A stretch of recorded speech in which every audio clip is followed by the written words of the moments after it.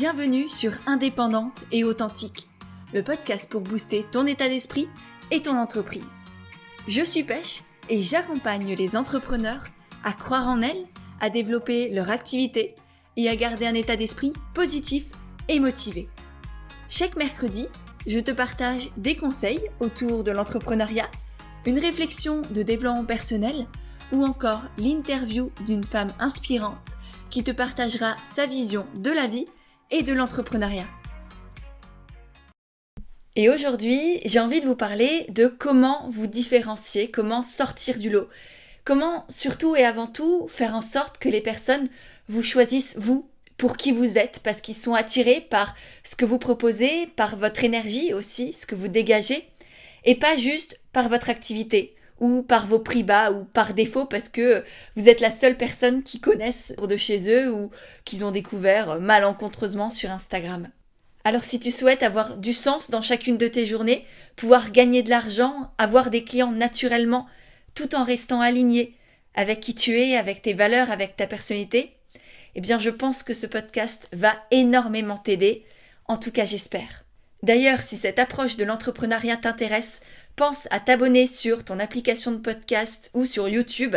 Les podcasts sont aussi dispo sur YouTube pour ne pas louper les prochains épisodes et puis pouvoir écouter les précédents qui sont aussi très très riches d'astuces, de conseils, de réflexions pour déployer ton activité avec joie, clarté et humanité.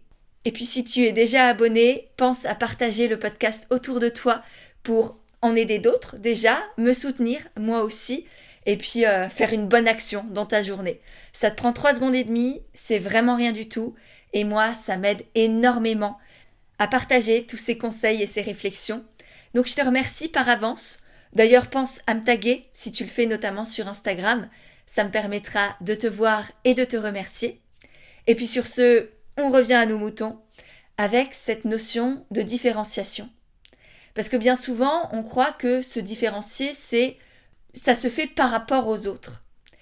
Sauf qu'en réalité, te différencier, c'est d'abord te concentrer sur toi. Et ça signifie arrêter de te demander comment tu dois faire pour bien faire.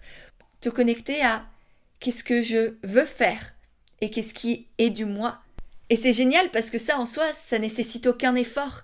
T'as rien à faire en plus, pas de comparaison à avoir.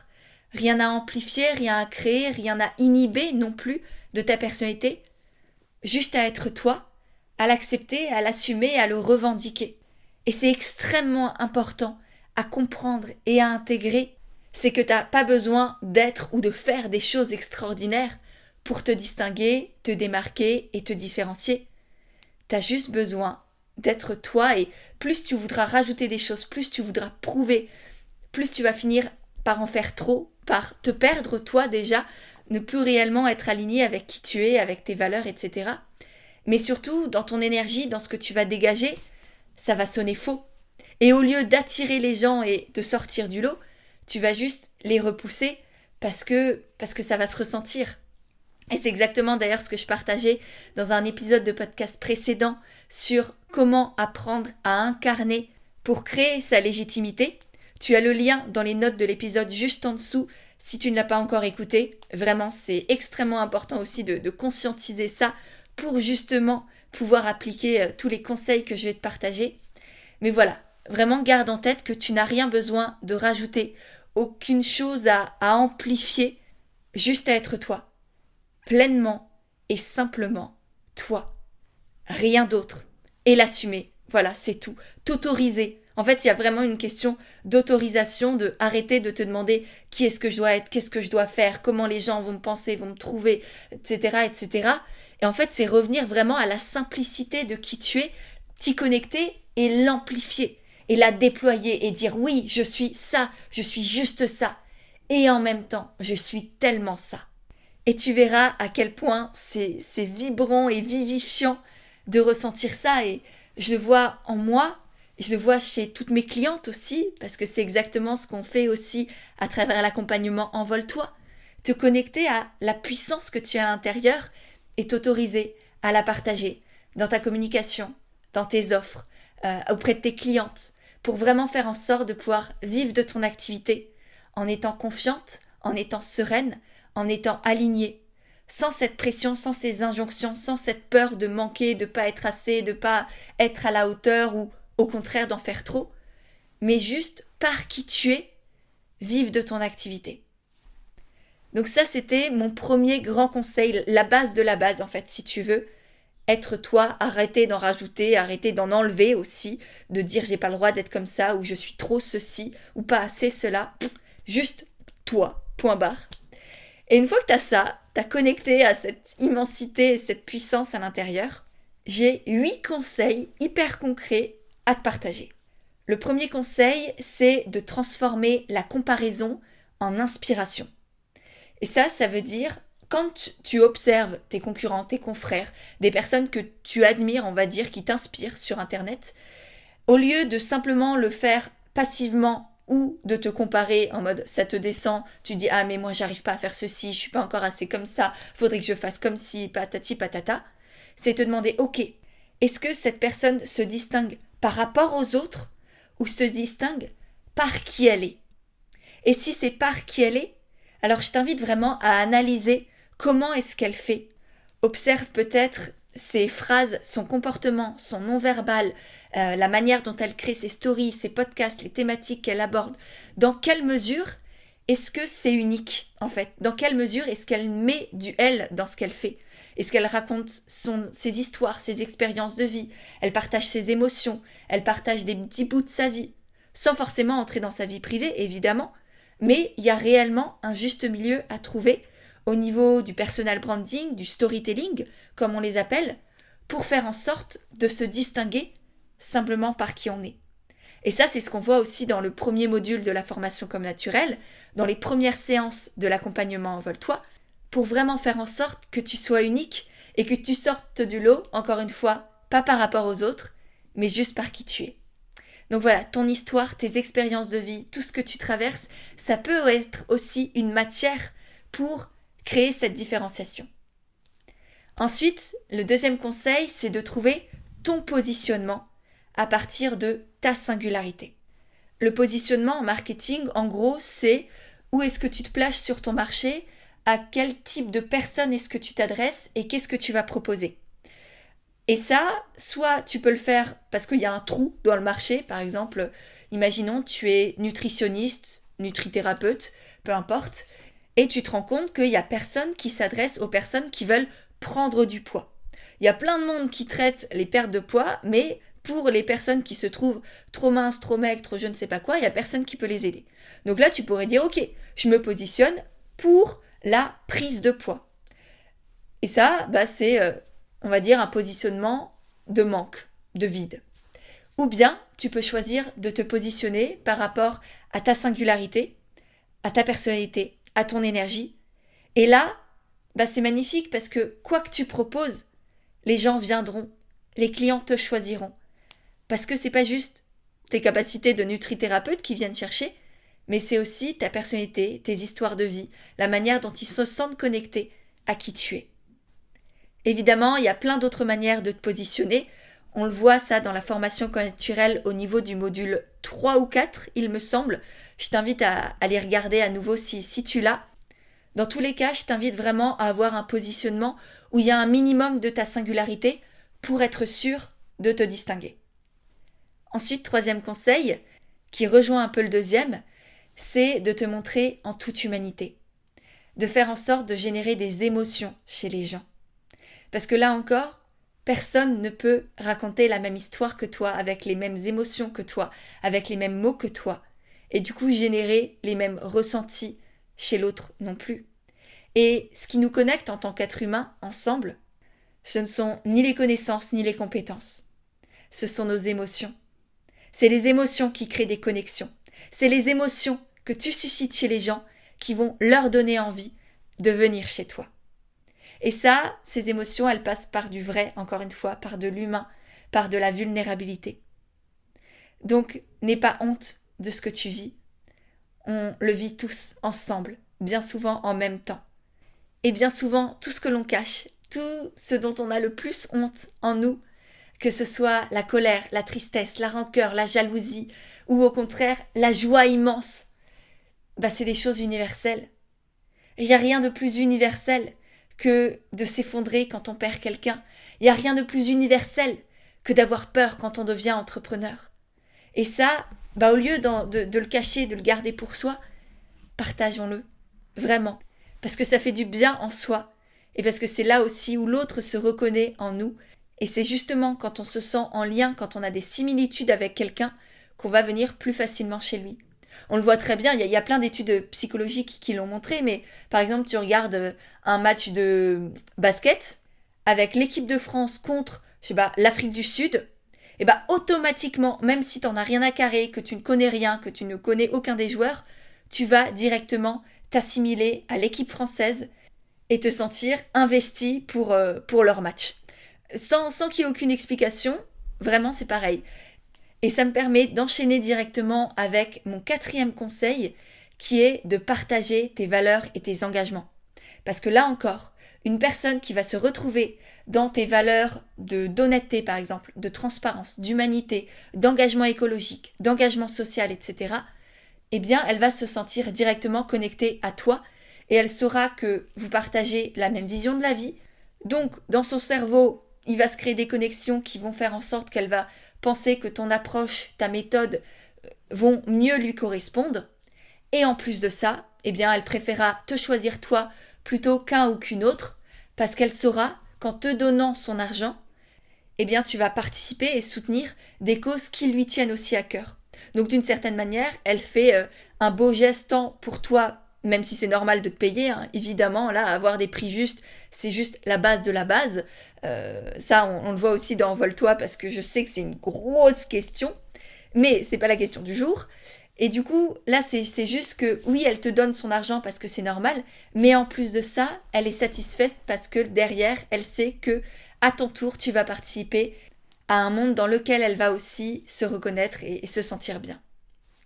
Ensuite, 5e conseil, c'est de donner dans ta communication. Apporter des conseils, créer du contenu éducatif, pédagogique, à la fois pour créer une certaine forme de confiance en tes connaissances, en tes capacités, parce que jusque-là, on a créé une confiance et un lien en l'humain, en l'humaine que tu es, ce qui est essentiel dans ta communication. Mais pour qu'une personne te choisisse et que tu sortes du lot, c'est aussi important qu'elle ait confiance en tes compétences de professionnel. Et donc pour ça, l'idée c'est de les démontrer, de les partager, sans avoir peur de trop donner. Parce que là encore, dès que tu fais de la rétention, ça va se voir, ça va se ressentir. D'autant plus qu'aujourd'hui, on trouve honnêtement tout gratuitement sur Internet, à part le lien humain, à part ces connexions, que ce soit avec un coach, avec un thérapeute, avec un réseau entrepreneurial. Ça, c'est des choses qui ont une valeur immense parce qu'on ne le trouve pas gratuitement. Et qu'en soi, ça a beaucoup plus d'impact sur ton aventure entrepreneuriale, sur sa pérennité et sur ta réussite que les techniques de marketing, de vente ou de je sais pas quoi. Donc d'ailleurs, je te conseille, si tu as un investissement à faire, plutôt que d'accumuler une énième formation parce que tu dis « Ah mais je sais pas, c'est ceci, ah mais faudrait que je me forme à cela pour mieux aider les gens », fais-toi accompagner par des personnes qui t'inspirent, qui vont te soutenir.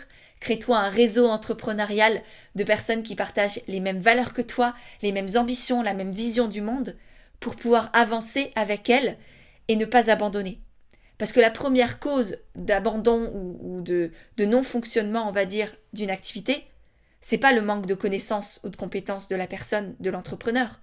C'est le manque de soutien, la procrastination, la perdition, le fait d'aller dans tous les sens, de faire des petites actions à droite à gauche sans vraiment savoir ce que l'on fait. Et ça, toute seule, c'est effectivement extrêmement compliqué à bâtir. Et c'est pour ça que tout ce qui est coaching, accompagnement existe et sont aussi puissants, parce que justement, non seulement tu développes des compétences et des connaissances entrepreneuriales, et en plus de ça, tu es dans un réseau, ou en tout cas, tu as un ou une coach qui t'y accompagne, et qui te motive, qui te soutient, qui est avec toi au quotidien.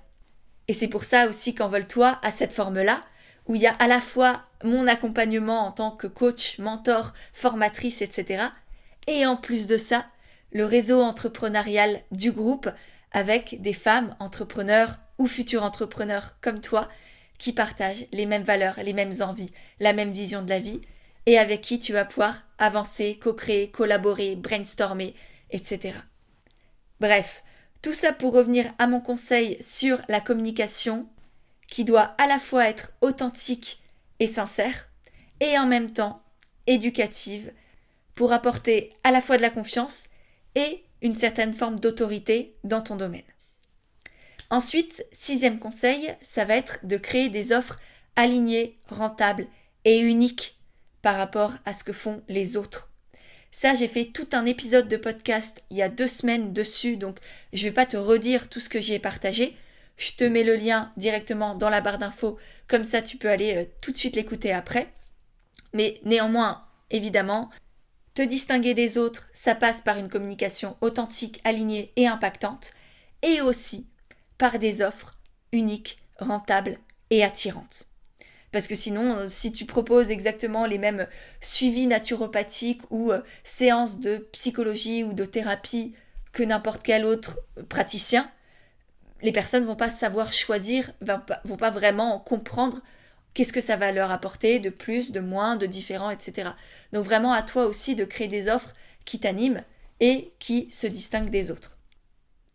On passe maintenant au 7e conseil qui est très rapide et extrêmement efficace. Ce 7e conseil, c'est d'arrêter de te demander « est-ce que ça se fait ?»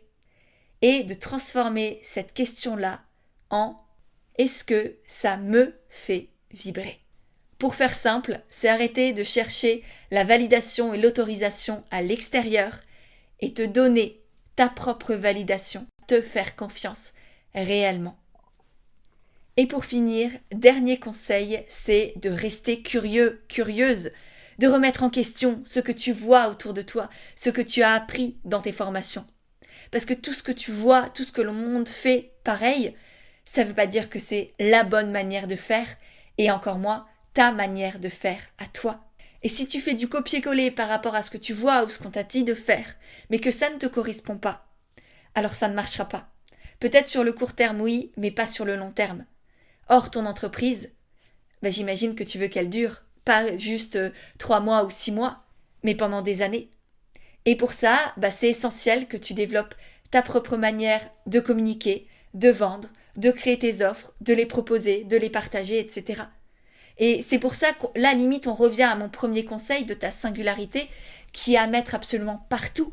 Parce que c'est ça qui va te permettre de sortir du lot, de sauter du lit le matin avec joie, avec excitation, avec sérénité et de pouvoir vivre de ton activité sur tous les plans, que ce soit financièrement, humainement, avec tes clients et intérieurement, parce que tu grandis, parce que tu t'exprimes, parce que tu as pris ta place.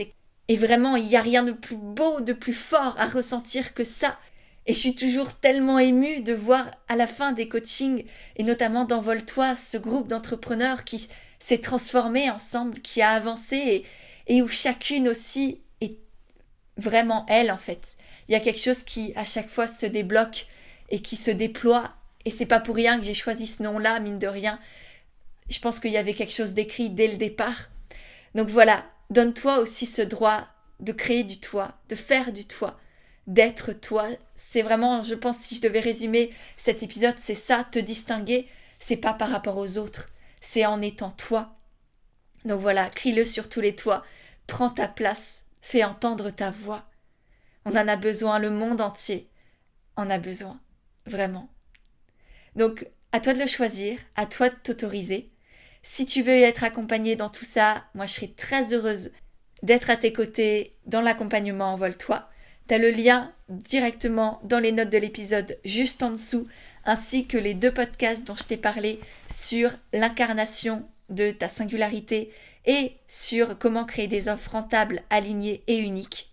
Donc je te laisse aller découvrir tout ça. Tu y trouveras aussi le lien pour télécharger le guide offert d'aventure entrepreneuriale qui t'accompagne dans les premières étapes de ton activité. Je t'y ai aussi glissé un lien pour retrouver toutes les notes de cet épisode sur mon site internet. Donc voilà, j'ai créé un article spécial avec toutes les notes si jamais tu n'as pas pu en prendre. Et puis sur ce, si cet épisode t'a plu, pense à t'abonner, à le partager autour de toi et à laisser une note sur ton application de podcast avec un petit commentaire très rapide, mais sur ce que le podcast t'apporte. Ça fait toujours chaud au cœur.